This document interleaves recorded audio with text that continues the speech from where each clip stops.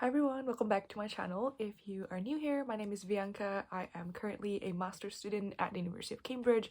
I'm studying development studies and I make YouTube videos about my experience being an international student in the UK. I have been in the UK for about 4 or 5 years now, and you can find all of the resources about applying to the UK and any application tips as well. There's a whole series on applying to Oxbridge if you're interested in that, and I'll be linking the playlist in the description box below. But for today's video, I want to talk about the things that I kind of wished I had known before I applied to Cambridge, and kind of like reflections on what my Cambridge experience has been so far. So I am currently in my final week of the Michaelmas term, or basically the first term of my degree, and I have a bunch of realization that I want to share with you, so that if you are interested in applying, or if you are applying this cycle, you kind of have a little bit of background in terms of what to expect, what it's like studying here, kind of, and all that jazz. And yeah, before I start, just a quick disclaimer. I've only been here for one term, so my experience could have been very different from someone who has been here for years. And also, I came from an international background, so there might be a lot of nuances that you probably, if you are not an international student, might have experienced differently. Or if any other international student, international student is like very wide ranging. I come from Indonesia, so my experience would also be nuanced in some way. And also I am doing development studies, so what I experienced may not be the same throughout all the departments. So with that being said, take whatever I say with a bag of salt, okay? Like, it is my personal experience that I'd like to share. If you are a Cambridge student and you feel the same way, similar ways, do let me know in the comment section down below. Or if you feel very differently, then also let me know in the comment section down below. Okay, number one is that studying at Cambridge is quite a shock for me because everything is highly theoretical and everything is very much academic. So my undergrad was not a Russell Group undergrad. If you don't know what Russell Group is, quick Google search will let you know what it is, but in a nutshell, it's basically a group of elite universities or research-based universities in the UK. It's almost like Ivy League in the US or Group of 8 in Australia, or like Sky in Korea, or things like that. So coming from a non-Russell Group background means I came from a non-research university background. So during my undergrad, we did have papers that we need to write, coursework, which are research-based. We also had like seminars and discussion classes, but they're not in any way theoretical. They're mostly practical, and we're mostly like talking about real kind of applications. We rarely talk about concepts. We probably only talk it in passing during lectures. But in Cambridge, I feel like, even like during the lectures and during the discussion classes, like these big names would constantly pop up. Like we will talk about Weber and Gramsci, and I don't know. And I remember back in undergrad, we don't really talk about them that often. We knew Adam Smith's invisible hand, but we don't really like talk about him in length, in details, and we don't criticize their work. But I feel like here we really take the time to like read the journals, read the way they write, and even for like big names professors, there are moments where the TAs, the teaching assistants, will like ask us to criticize them and like, what do you think of their writing and things like that. So I feel like being here, everything is much more theoretical based, but also very much critical. And back in my old university, you will never or rarely encounter a professor saying like, this professor that we are reading their journals of are like his friend, or like, oh yeah, I told this professor, like this author, to do this and that, or like I told them my opinion, things like that. You rarely encounter that in non-Russell Group uni, or maybe like in other universities that are not like research intensive, like Cambridge or Oxford or these kind of unis. So yeah, it was like very fascinating being like sitting in a lecture and hearing your lecturer said like, oh yeah, I've told him to not do this in his journal, or things like that. It was like really fascinating for me. And with it being theoretical and academic, you read and you read a lot. I feel like I've never read this much in my entire life in like within a week, because like, so the way my course is designed is that you can pick several papers. So I have 4 papers per term, and for each paper you would have a lecture and a discussion. Whether it's separated or combined, it depends on whether the paper is like a core paper or an optional or like a half paper. So yeah, it's just very technical, but basically we have lectures and we have discussion classes. And what is different from undergrad was that during undergrad we have reading list. We have like recommended readings, but you're not obligated to kind of read them. Here you're not obligated to read them, but if you don't read them, you can't really participate in discussions. Like, you would be like, what are these people talking about? So like, if naturally you would need to read before you go into classes, before you go into lectures. So in the past 8 weeks, I think at first I was like really struggling because I like all of my readings totaled could be like 500 pages long for just that entire week, and like I don't think it's humanly possible. I think my eyes would have like fall out of my fall out of the socket if I try to read everything. So like over the weeks I've kind of mastered the art of like being selective with my reading and only reading certain parts. So for instance, before I go into detail of like reading the full paper, I would read the introduction first, read the abstract, read the conclusion. If I'm really interested in knowing all of the details and the nuances, then I'll read the whole thing. But very rarely nowadays do I like read the entire thing. And also I use like apps, which is very useful. It's called Genai. I honestly don't know how to pronounce it. I'll put it here.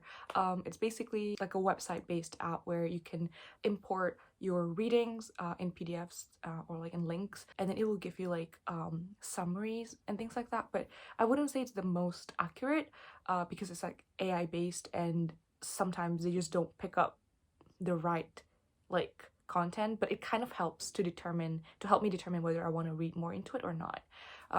So using things like this, or even like Evernote or something like that, is really important, so you don't just like read and forget the content, but you read and have kind of like an archive of what you've read. So yeah, you do read a lot, and do be prepared for that. If you don't like reading, maybe reassess your choices. Okay, and as you could probably tell, it is very intense. So one term in Cambridge is only 8 weeks. In my undergrad non-Russell group, it was like 12 weeks. Well, technically 11, like the final week is for revision. And condensing everything into 8 weeks, I think you could have imagined like how intense it will be. I honestly, in my 8 weeks of, or like in one term of my whole academic career experience, whatever you call it, I've never felt this intense kind of like, you know, like the feeling when you really learn something. And I felt it so intensely. I felt like I'm really learning a lot of things. You have 8 weeks to a term and 4 papers. Four papers. Well, it depends on your choices, but for me, 4 papers. I have some friends who are doing 3 this term and then 5 next term, but I do 4 just for the sake of my sanity.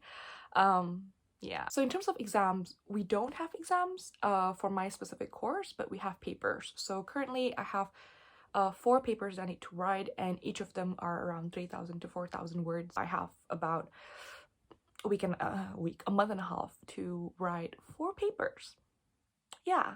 I've only finished brainstorming 1 paper at this moment, and I do still have like a month and a half, so hopefully.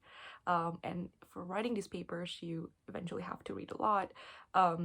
Not for the sake of only reading and like putting it on your bibliography, but also so that you can back up your arguments and things like that. So, and because it's the only mode of assessment, you really want to nail your paper. So yeah, more reading. So dissertation wise, it's optional in my course. You don't have to do it. It counts for like 1 paper. So in my mind, like I already did a dissertation in my undergrad, that 1 paper I would rather allocate to studying something rather than like putting it into like a dissertation project. So yeah, I don't do dissertation, but there are my friends who are doing dissertations. And alongside all of these, you have like webinars, wait. Alongside all of these, basically you have a lot of events, be it academic or non-academic, you know, social, or you know, they invited someone from like IMF, for instance, like last month to speak. Or you also have like social-based events with your department, with your societies, or even with your colleges. So like there's always a lot going on, and it can be very intense if you try to like keep up with everything.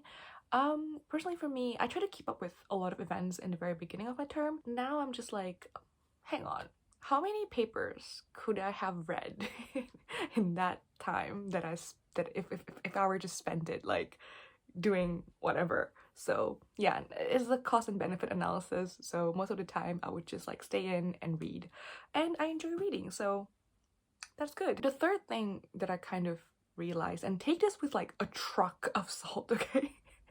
Don't quote me on it. This is just what I observe, kind of, is that it can be quite ideological. What I mean by this is during undergrad, I learned economics, and most of the things that they teach us are just basic, like just how to use economics basically in like real life application. Not always, but like, you know, it's much more, it's less about like who said what, it's just about like, okay, this is what we know as economics.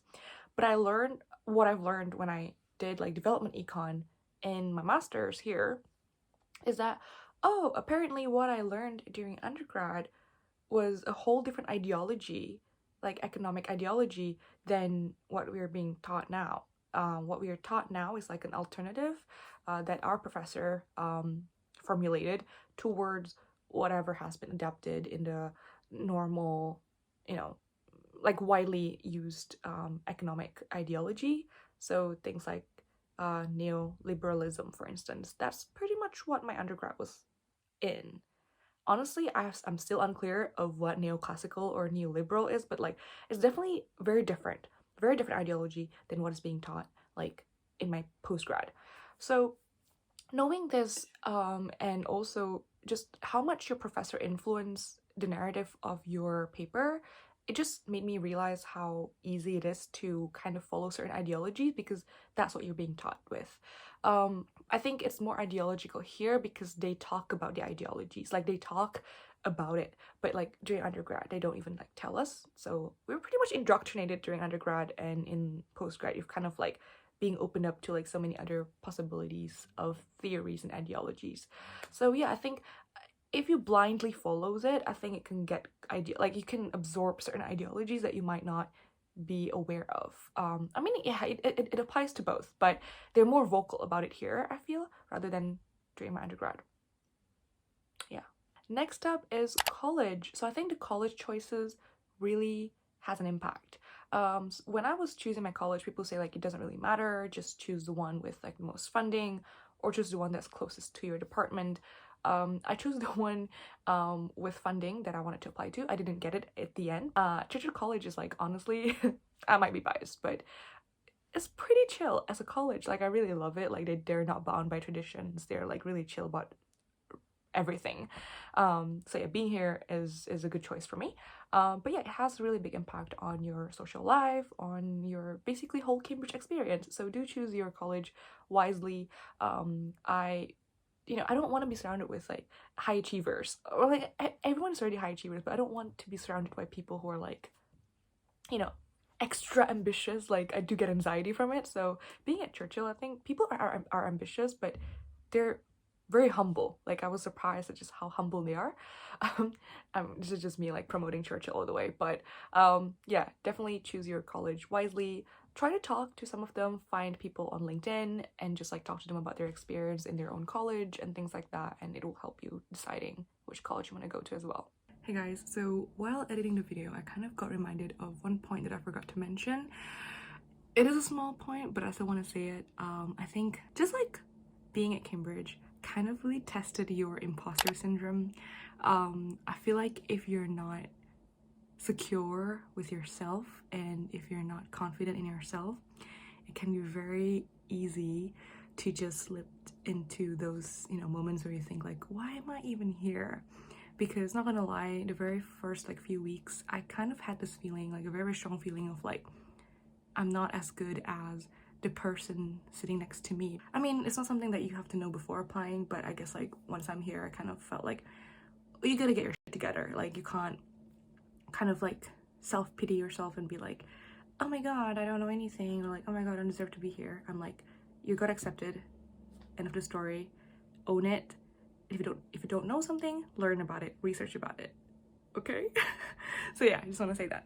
All in all, if you're wondering if Cambridge is right for you, I really suggest that you kind of like rethink where you want to go to, what kind of learning style you have, what kind of learning style you're comfortable with, because obviously like we have to stretch in some ways. Like I had not always been like a journal reader, but being here trained me to do that, and that's like a stretch that I'm willing to, I don't know, take, I guess. So yeah, I really urge you to think of the points that I already mentioned. I understand how, you know, Cambridge or Oxford, Stanford, Harvard, like these big names university can be the, you know, everyone's be all end all, but you know, like kind of the epitome of like, you know, being educated, like you want to be educated in top universities. Whilst that is true, but at the same time, like these universities have a certain way of like teaching, and it can be very, very different from what we normally do in undergrads or what we normally do in like other universities. I would say they're the exceptions, and do kind of, you know, you don't want to go to a university for only their name and like being there feeling like, oh my god, I don't belong here, or like I'm feeling very stressed. That's just a waste of time, a waste of money and effort and your mental health. So I definitely urge you to rethink if this is something that you want. I wouldn't say that not going into universities like this would like put your career or like future in jeopardy, because obviously there's a lot of people who succeed without even going to like Cambridge or Oxford and these top universities. So do keep your options open, do keep your minds open, and rethink again about what you really want to get out of a university experience, what you want to get out of a degree, and whether going to Cambridge, Oxford, or whatever big names uni or whatever university that is that you are considering, whether that will actually serve you and what you're looking for. And don't just like blindly apply because this is what QS ranking said is the best university in the world or the best university in the UK or whatever that is. So as always, do things and choose things and decide with intention. Don't just blindly follow things. So yeah, as always, thank you so much for watching my videos, and I'll see you in my next one. Bye!